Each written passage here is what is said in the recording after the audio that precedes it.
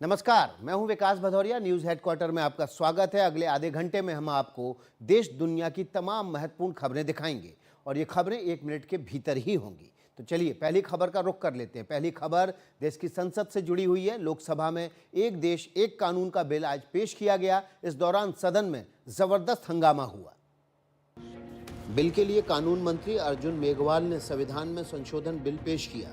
I beg to move for leave to introduce the Constitution 129th Amendment Bill 2024, further to amend the Constitution of India.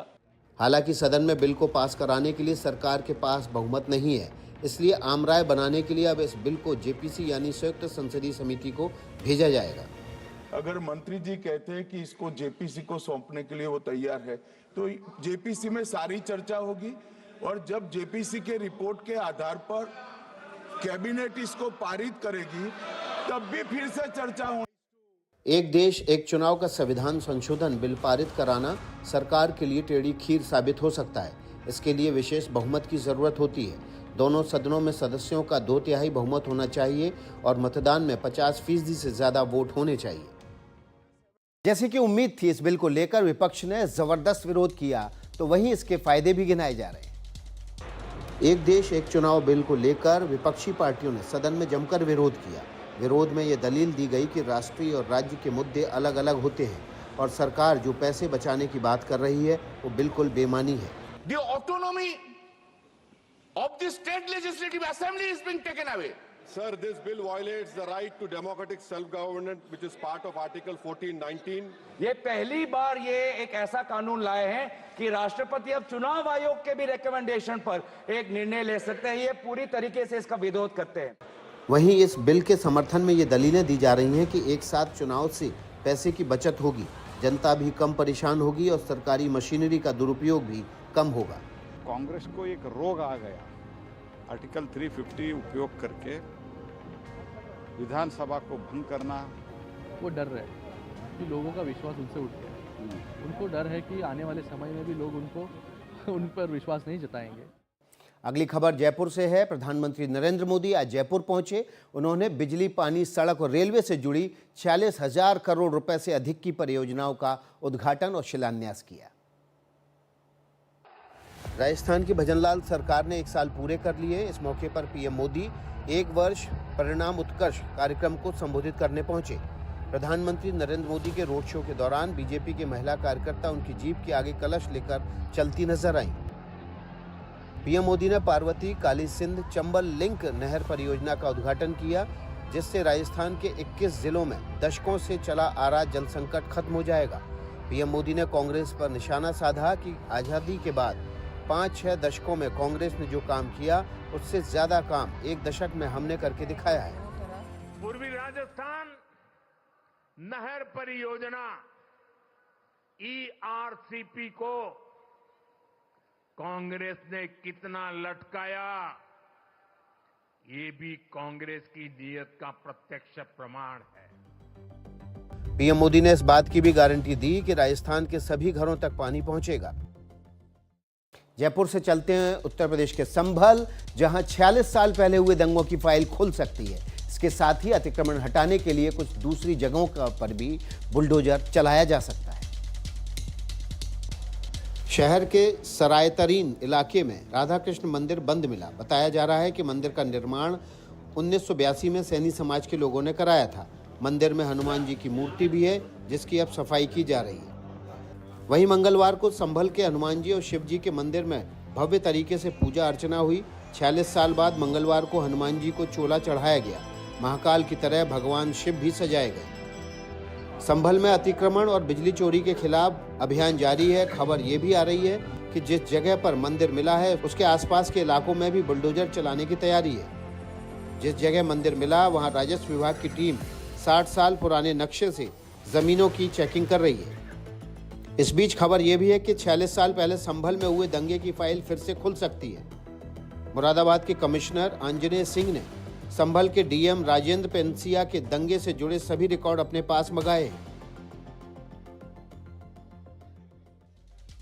कहानी ये भी उत्तर प्रदेश से ही जुड़ी हुई है। एक ऐसे गांव की है जहां फिलहाल कोई मुस्लिम नहीं रहता, लेकिन यहां की मस्जिद में आज भी पांचों वक्त अजान होती है।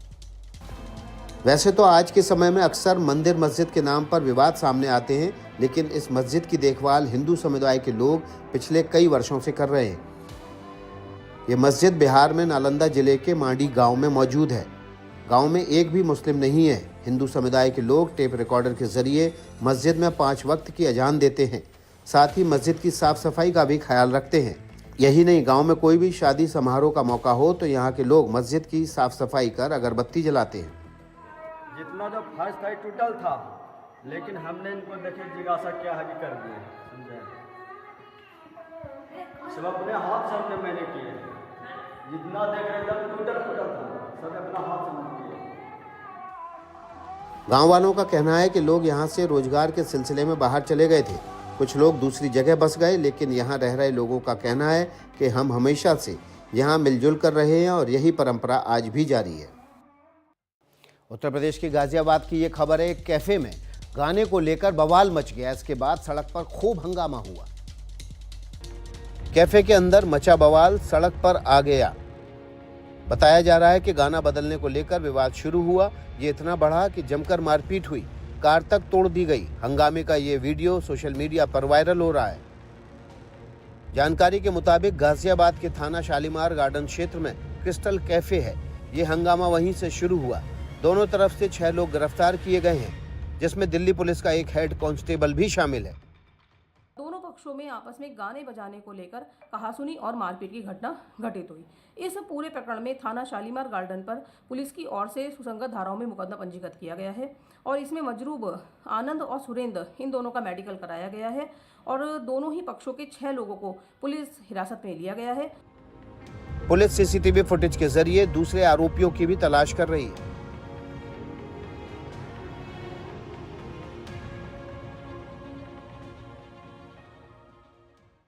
गाजियाबाद से एनसीआर के दूसरे शहर गुरुग्राम चलते हैं। जिस थार में मशहूर सिंगर बादशाह था, उसका चालान कट गया है। गुरुग्राम पुलिस ने यह कार्रवाई की है।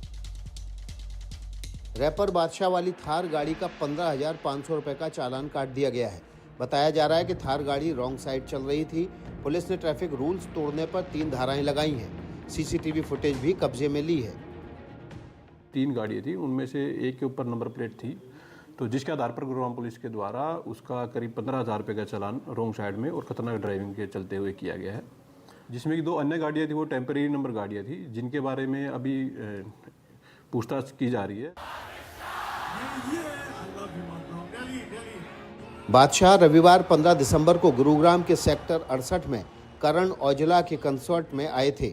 बताया जा रहा है कि इस दौरान उनके काफिले में शामिल गाड़ियों को रॉन्ग साइड ले जाया जा रहा था। इसके बाद सोशल मीडिया प्लेटफॉर्म एक्स पर लोगों ने सवाल उठाए। पोस्ट वायरल हुई तो पुलिस ने एक्शन लिया। हालांकि गाड़ी बादशाह की नहीं है, वो पानीपत के एक युवक के नाम पर रजिस्टर्ड है। तो गुरुग्राम से चलते हैं मध्य प्रदेश के इंदौर। इंदौर शहर एक ऐसा कानून लाने जा रहा है जिससे भिखारियों और भीख देना दोनों को महंगा पड़ सकता है। अब यहाँ भिखारियों को भीख देने पर चालान कट सकता है। इंदौर प्रशासन भिखारियों को भीख देने वाले व्यक्तियों के खिलाफ कार्रवाई करेगा। यह नया नियम शहर में 1 जनवरी 2025 से लागू होगा। इसे लेकर पुलिस शहर में जागरूकता अभियान भी चला रही है। इंदौर प्रशासन ने शहर को भिखारियों से निजात दिलाने के लिए यह नियम बनाए हैं। पुणे आपके माध्यम से मैं पुनः सभी से अपील करता हूं कि कृपया भिक्षावृत्ति को बढ़ावा न दें, किसी को भिक्षा न दें, जिससे कि हम लोग इंदौर को जनवरी में पूरी तरीके से भिक्षावृत्ति से मुक्त करें। जानकारी के मुताबिक 1 जनवरी के बाद अगर व्यक्ति भीख देते हुए पाया गया तो उसके खिलाफ एफआईआर दर्ज की जाएगी। इंदौर में पिछले दिनों एक भिखारी के पास से हजारों रुपए बरामद हुए थे, जिसे रेस्क्यू कर पुनर्वास केंद्र भेजा गया था। पुलिस प्रशासन को ये भी शिकायतें मिल रही हैं, इसके पीछे पूरे गैंग काम कर रहे हैं। भीख में मिले पैसों से ड्रग्स का कारोबार भी किया जाता है। ये भी देखा जाता है कि बच्चों से भी ये काम कराया जाता है। इंदौर से चलते हैं गुजरात के जूनागढ़। गुजरात के एक गांव में शेर के एक बच्चे का रेस्क्यू किया गया। वो एक कुएं में गिर गया था। शेर का ये बच्चा पानी से भरे कुएं में गिर गया। कुआं काफी गहरा था, तो तो ये निकल भी नहीं पाया। आप देख सकते हैं कैसे ये बाहर निकलने की कोशिश कर रहा है, लेकिन कामयाब नहीं हो पा रहा है।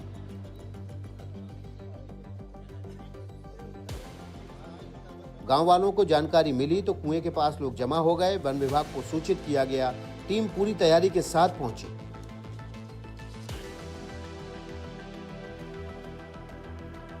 ये तस्वीरें जूनागढ़ के लोडवा गांव से आई। शेर को निकालने के लिए रस्सी के सहारे चारपाई उतारी गई। ये कोशिश की गई कि वो उस पर बैठ जाए तो उसे बाहर खींच लिया जाए।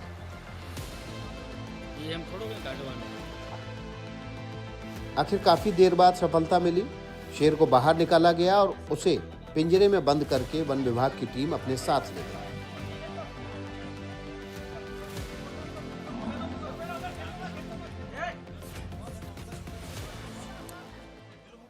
ये खबर भी गुजरात से है। गुजरात के गिर नेशनल पार्क में एशियाई शेर रहते हैं। अब पार्क में नई तकनीक से इन शेरों पर नजर रखी जाएगी। एशियाई शेरों के संरक्षण के लिए जाना जाता है जूनागढ़ में मौजूद गिर नेशनल पार्क। इस पार्क में बड़ी संख्या में देश विदेश से सैलानी आते हैं। अब गुजरात वन विभाग ने गिर में एडवांस सिस्टम शुरू किया है। इसके तहत कैमरे लगाए गए हैं जो रियल टाइम में शेरों और दूसरे वन्य जीवों को ट्रैक कर सकते हैं। इन कैमरों से 1 किलोमीटर की दूरी तक जानवरों का पता लगाया जा सकता है। जो स्पीड मॉनिटरिंग सिस्टम है वहाँ पे हमारे 3 टाइप के कैमरा भी लगे हुए हैं। PTZ कैमरा, ANPR कैमरा भी लगा हुआ है एंड ऑप्टिकल कैमरा लगा हुआ है। डिस्प्ले यूनिट्स भी वहाँ पे अराउंड 20 डिस्प्ले यूनिट्स भी आपको देखने को मिलेगा। स्पीड स्लो करने के लिए नंबर प्लेट्स देखने को मिलेगा। एशियाई शेरों की आवाजाही पर नजर रखने के अलावा ये सिस्टम जंगल की पटरियों पर वाहनों की आवाजाही को कंट्रोल करने में महत्वपूर्ण भूमिका निभाता है। इससे दुर्घटना का खतरा भी काफी कम हो जाता है। अधिकारियों को भरोसा है कि नई पहल से वन्यजीव संरक्षण और सैलानी दोनों की सुरक्षा और बेहतर तरीके से हो सकेगी। गुजरात से चलते हैं केरल के सबरीमाला मंदिर में इस बार भक्तों की संख्या काफी बढ़ गई है। एक महीने में करीब 23 लाख लोग अब तक यहाँ दर्शन करने पहुंच चुके हैं। केरल के सबरीमाला मंदिर में 29 दिनों में 22,67,000 भक्तों ने भगवान अयप्पा के दर्शन किए। ये संख्या पिछले साल से करीब 4.5 लाख से ज्यादा है। त्रावणकोर देवस्थानम बोर्ड के मुताबिक इस दौरान मंदिर का रेवेन्यू करीब 163 करोड़ रुपए से अधिक रहा है, जिसमें लगभग आधा हिस्सा अरावन की बिक्री से आया है। अरावन भगवान अयप्पा के भक्तों को दिया जाने वाला प्रसाद है। बताया जा रहा है कि संख्या में बढ़ोतरी इसलिए भी हुई है कि मंदिर बोर्ड प्रशासन और पुलिस ने भक्तों को हर तरह से सुविधा पहुंचाने के लिए बेहतर इंतजाम किए थे। पुल्लूमेड़ और इरुमेली के पारंपरिक वन रास्तों से पैदल लंबी दूरी तय करने वाले तीर्थयात्रियों को जल्द ही दर्शन की विशेष व्यवस्था की जाएगी। विशेष टैग वाले तीर्थयात्री दर्शन के लिए मंदिर में एक अलग लाइन से दर्शन के लिए आगे बढ़ सकेंगे। पहाड़ी मंदिर की 2 महीने लंबी तीर्थ यात्रा 14 जनवरी 2025 को मकरविलकू के साथ पूरी होगी। न्यूज हेडक्वार्टर में वक्त है एक छोटे से ब्रेक का। ब्रेक के बाद फौरन हाजिर होंगे।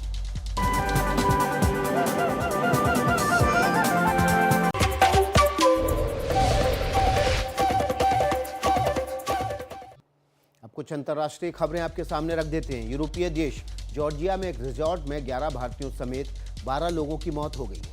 ये लोग वहां काम करने गए थे। पंजाब का खन्ना का रहने वाला समीर उसी रिजॉर्ट में काम करता था जहां ये घटना हुई। 6 महीने पहले ही वो जॉर्जिया गया था। 14 ਦਸੰਬਰ ਸਾਡੇ ਸਮੀਰ ਕੁਮਾਰ ਦਾ ਬਰਥਡੇ ਸੀ। ਸਾਡੀ ਆਖਰੀ ਵਾਰ ਉਦੋਂ ਗੱਲ ਹੋਈ ਸੀ ਸਮੀਰ ਕੁਮਾਰ ਨਾਲ। मूंगा के रहने वाले 24 साल के गगनदीप की मौत भी हो गई है। गगनदीप दुबई में काम करता था। कुछ महीने पहले ही वो जॉर्जिया पहुंचा था। पिता ने कर्जा लेकर विदेश भेजा था। ਉਹਦੀ ਮੌਤ ਦਾ ਹੀ ਬਸ ਆਈ ਜਦੋਂ खबर आई है सानू उदों पता लग गया ये मौत हुई है उत्थे। जॉर्जिया में जहां ये दुर्घटना हुई वहां भारतीय दूतावास के अधिकारी मौके पर मौजूद हैं। शवों को भारत में लाने की पूरी मदद का भरोसा दिया गया है। एजेंसियां उसमें जुटी हुई हैं। पुलिस ने जॉर्जिया के आपराधिक कानून के तहत लापरवाही से हुई मौत का मामला जो है वो दर्ज किया है और शुरुआती तौर पर जो वजह निकलकर सामने आई है वो ये है कि जनरेटर से निकले जहरीले कार्बन मोनोडाइऑक्साइड की वजह से ये मौत हुई है। जॉर्जिया से चलते हैं पड़ोसी देश रूस की राजधानी मॉस्को में एक ज़बरदस्त धमाका हुआ जिसमें रूसी सेना के एक बड़े अधिकारी की मौत हो गई। रूस के राष्ट्रपति व्लादिमीर पुतिन को एक बड़ा झटका लगा है। राजधानी मॉस्को में मंगलवार को एक बड़ा धमाका हुआ, जिसमें रूस के परमाणु, जैविक और रासायनिक सुरक्षा बलों के प्रमुख लेफ्टिनेंट जनरल इगोर किरिलोव की मौत हो गई। यह धमाका मॉस्को में राष्ट्रपति भवन से महज 7 किलोमीटर की दूरी पर हुआ। किरिलोव पुतिन के बहुत करीबी माने जाते थे। बताया जा रहा है कि इगोर किरिलोव अपने अपार्टमेंट से बाहर निकल रहे थे, तभी पास ही पार्क में एक स्कूटर में ब्लास्ट हो गया। धमाका इतना तेज था कि इससे इमारत को भी नुकसान पहुंचा। विदेशी मीडिया के मुताबिक धमाके की जिम्मेदारी यूक्रेन ने ली है। यूक्रेन का कहना है कि इगोर किरिलोव रासायनिक हथियारों का दोषी था। रूसी पुलिस इस पूरे मामले की जांच कर रही है। माना जा रहा है कि इस घटना के बाद रूस यूक्रेन के ऊपर बड़ी कार्रवाई कर सकता है।